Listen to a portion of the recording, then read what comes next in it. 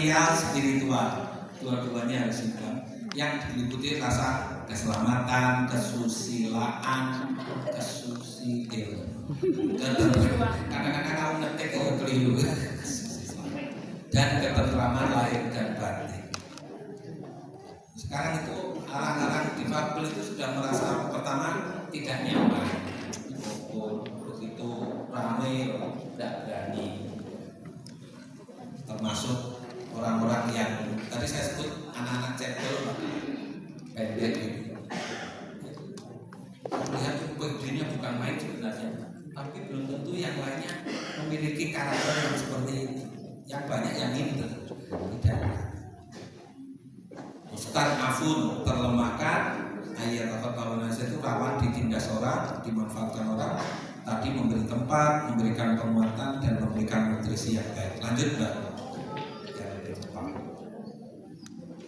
Jadi sekilas tuntunan spesifik Al-Quran dan hadis terhadap kelompok du'afa wal mustad'afun itu satu, keberpihakan pemerintah melalui kebijakan. Jadi Nabi selalu menjadikan pembebasan budak, pemberian makan fakir miskin sebagai salah satu hukuman pelanggar ibadah. Bukan pelanggaran, tapi juga ada pelanggaran hukum. Di antaranya apa itu? Di ayat Quran itu pembunuh yang tidak sengaja itu diatnya adalah memerdekakan. Jadi membunuh nggak sengaja itu kan contohnya petinju Pak, mukul lawan terus lawannya mati Pak. Nah, itu termasuk membunuh tidak sengaja Pak. Walaupun sengaja memukul, karena tujuannya adalah mengalahkan, bukan membunuh. Iya kan sama. Ya itu juga kalau itu aja tapi pembelaan lain lagi. Jadi tulis aja yo main ketepil, ono burung, kan ternyata nyasar ke burung orang, mati dia.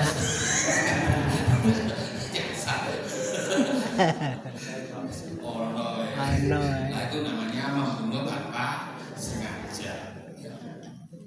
Kalau sekarang itu pembunuhan sengaja saja ya bisa selamat dengan rekayasa dan lain sebagainya.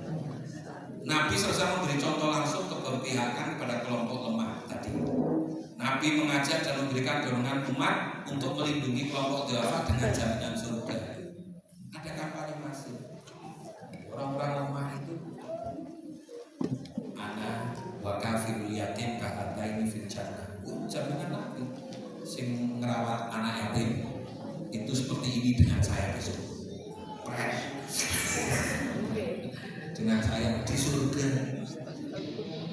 Makanya yang didirikan ya panti asuhan anak yatim, bapak-bapak. Karena yang difabel orang dalil. Dalil secara khusus itu ya. Tapi kita ini sering mengamalkan sesuatu, tidak kembali kepada tuntunan Quran yang umum. Siapa yang melakukan kesolehan min dzakarin aw unsa falanah iyanahu hayatan thayyibah, akan aku berikan kehidupan yang baik. Itu kan umum, apa saja. Tapi uniknya kita lebih banyak berlaku itu sesuai dengan ayat-ayat atau hadis khusus. Sama kalau diminta bantu ngaspal jalan, karo bangun masjid Melendi, yuk.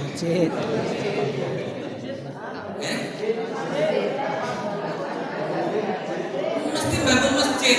Ana dalile man bana masjidan banallahu baitan fil jannah. Siapa sing bangun masjid dibangunkan rumah di surga. Kok bangun pos kamling lho ora gelem. Kenapa? Ora dalile man bana posan pos jannah. Ora ono. Sapa sing bangun ke pos nang donya dibangun ke pos nang surga ya ora ono. Makanya ya megah. Jadi itu yang namanya orang berlaku atau beramal sesuai dengan ayat-ayat atau nas yang spesifik. Padahal itu kan kasuistik, bukan kembali kepada ayat-ayat Al-Quran yang sifatnya umum, melakukan kesolehan secara umum. Padahal Bu, kalau diajak resik-resik masjid baik, sama ada resik masjid, gon imaman apa nggon toilete?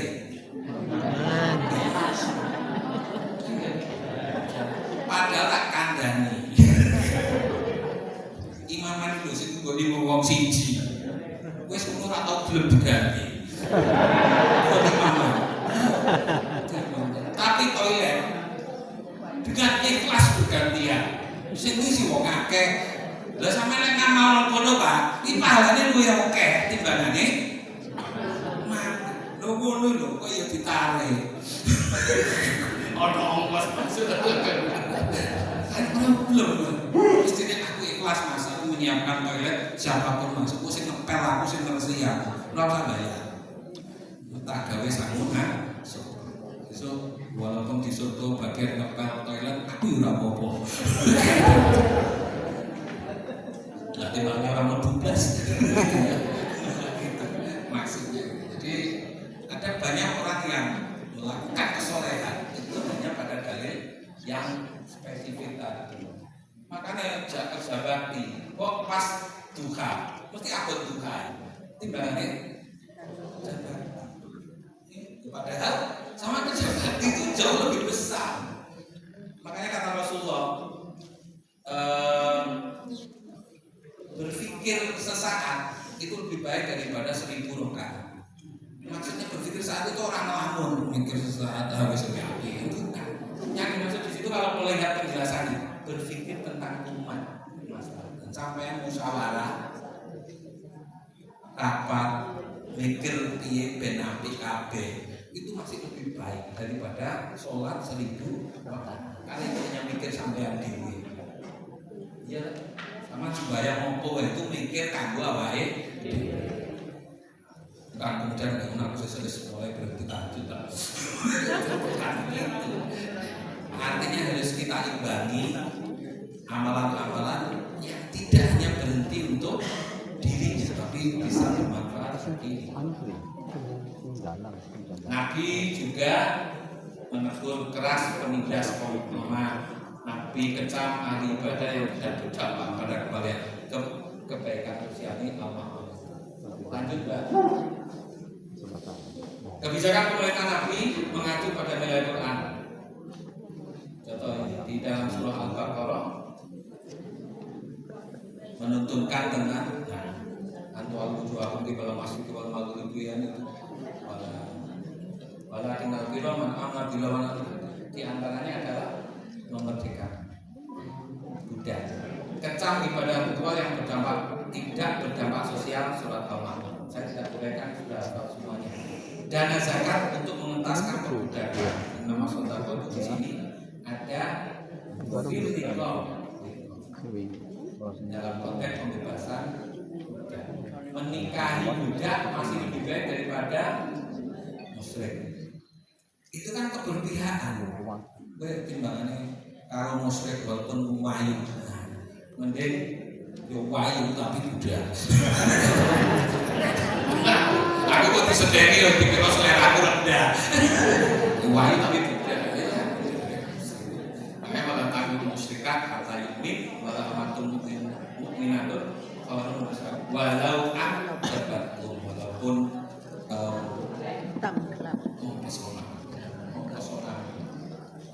lanjut Mbak. Nah ini hukuman pembunuh tidak sengaja memerdekakan budak tadi. Bayangkan komen bainakum wa bainahum mitsaq fadiyatun musallamatun ila ahli wa tahriru raqabatin mu'min. Di memerdekakan sanksi pelanggar sumpah memerdekakan. Sanksi dihar istri. Dihar itu maksudnya menyamakan itu apa Bu? Ini sering salah paham. Ini bukan ucapan, tetapi berdampak kepada dia tidak mau menyayanginya. Jadi karena dianggap seperti ibu sendiri, makanya dimuliakan. Itu yang nggak boleh. Jadi bukan sekedar lu kelambine kok padha karo kelambine bojoku ya. Kelambine. Pawakane padha boni dihar. Bukan dia di sana adalah dalam konteks kemudian mendudukkan ibu tadi sebagai mana istri sebagai ibunya dengan kembali biasa dibolak-balik. Sanksi memerdekakan budak jika tidak mampu diganti memberi makan orang miskin. Faktur rokobah out it anu dia bagi yang tidak mampu puasa. Jelas fatiyah apa namanya fidyatun to'amu. Jadi Qurannya, hadisnya saat itu semuanya nuansanya berpihak kepada orang-orang yang lemah. Jadi orang-orang yang melanggar hukum itu dibawa ke sana. Monggo lanjut. Habis. Lanjut, Pak. Contoh layanan sosial Nabi, jaminan surga bersama Nabi yang membantu lemah, anak wa kafirul yatim tadi, mendayagunakan kelompok lemah, Bilal dan Umi Maktum yang sudah saya ceritakan tadi, berinteraksi baik dengan kelompok lemah. Laisa minna man lam yarham shaghirana wa lam yuwaqqir kabirana. Bukan golonganku orang yang tidak menyayangi, mengasihi yang lebih muda, kelompok lemah, dan tidak menghargai, menghormati yang lebih tua. Lanjut, Mbak. Kayaknya bahas ini. Nah, ini kesimpulannya. Jadi intinya kelompok lemah ini bisa kelompok-kelompok minoritas. Muhammadiyah sudah punya dakwah khusus. Yang didakwai siapa? Kelompok-kelompok khusus. Waria. Ojo kaget. Motornya Pak Ketua BBM sendiri. Pak Absin. Mereka juga manusia, membutuhkan perhatian. Bagaimana suatu saat boleh jadi nanti berangkat ke tanah suci dipikir jamaah haji perempuan tapi kok nggak pakai karena wajahnya seperti perempuan. Saya pernah membahas soal perempuan apa namanya aurat itu. Saya perlihatkan paha. Ini aurat bukan. Semuanya waduh. Begitu dibesarkan balita. Oh ternyata bukan gesek. Iya betul Pak, saya gambarkan. Kadang kita ini ternyata belum sempurna melihatnya. Dianggap sebagai sebuah aurat. Ada orang yang rambutnya panjang, kan gitu Pak, dia hanya pakai bawahan. Wah, itu Pak, walaupun punggungnya saja. Oke noleh. Oh enggak urut. Ini namanya kan belum lengkap sudah. Iya, menghakimi terlebih dahulu. Makanya sebenarnya aurat itu kontekstual. Konteksnya di mana? Sampai tidak pakai baju, ibu. Aurat enggak? Di mana? Oh belum selesai ceritanya. Karena sering yang begini ini jadi pertanyaan fikih. Bu, Pak, boleh nggak Ustaz? Wudu itu nggak pakai celana. Saya kan kaget. Ini bukan soal wudunya. Di wudu tidak ada ketentuan menutup aurat. Bahkan bersuci yang lebih besar dari wudu namanya mandi. Nah yang terkena ketentuan aurat itu ruang publik. Paham ya? Jangan wudu, tidak pakai celana, tidak pakai baju, boleh di dalam kamar. Tapi kalau tempat wudu di luar, ya jangan. Ya tegel bener. Nah sekarang analoginya sederhana. Orang yang menggunakan ihram boleh buka baju nggak? Nah tadi konteksnya jangan sekedar bilang buka baju. Boleh. Orang yang buka baju, buka kain ihram, kalau gitu. Boleh nggak? Boleh. Tapi tidak di ruang publik. Ada satu orang yang lain pun tidak boleh. Begitu. Kan orang yang ihram mau ganti baju, ganti kain ihramnya, mandi, nggak ada masalah. Tapi di kamar, bukan di apa kolam renang bareng-bareng.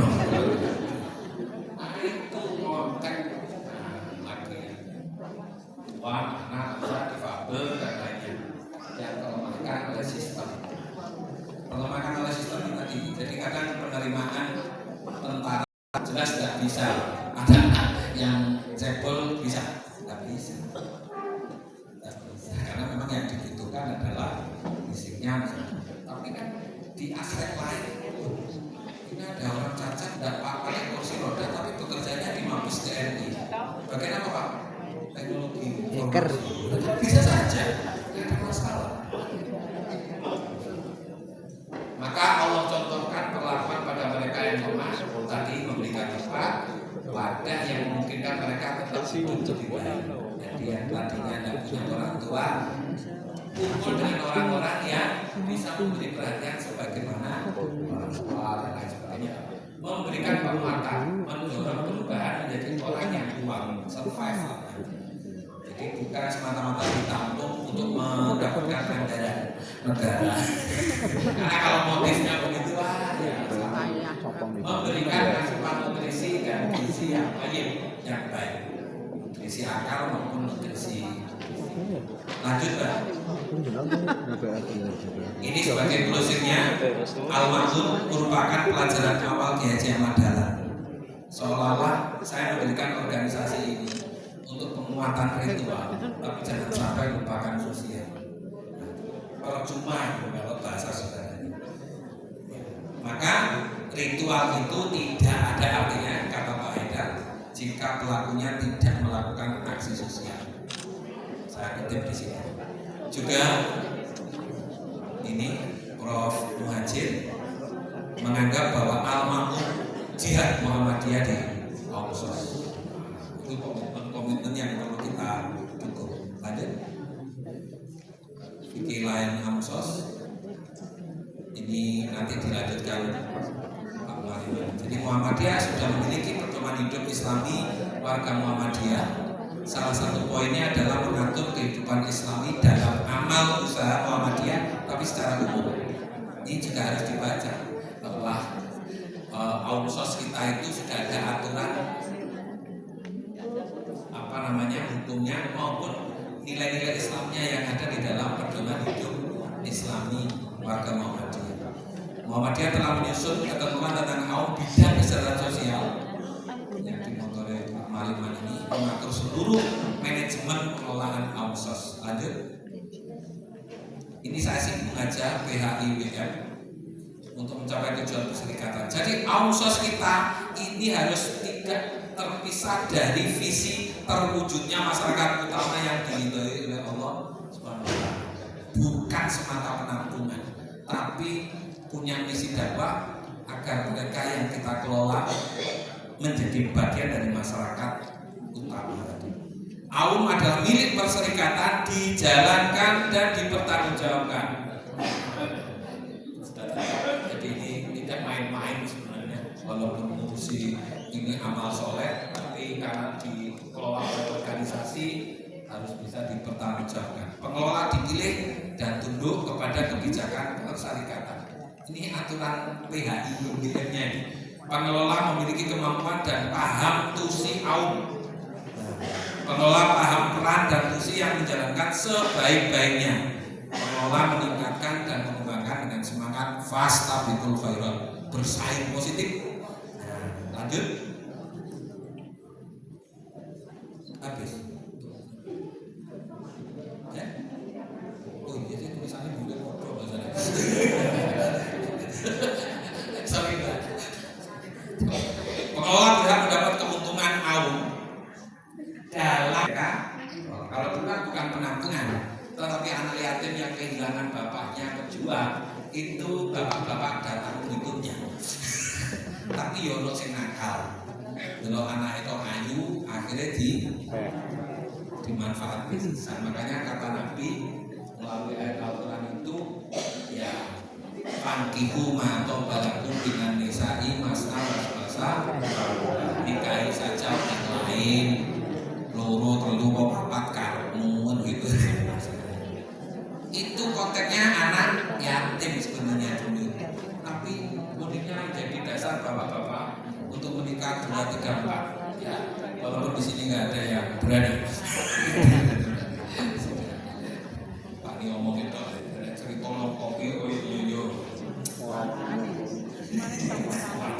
manis. sebatas wajah. Kemudian pengelola menciptakan suasana Islami dan jadi model bagi masyarakat. Ternyata jadi pengelola panti untuknya oke Pak. Maka kalau kita mengaku sebagai bagian dari perserikatan ini, ya sebenarnya ini yang dijadikan dasar.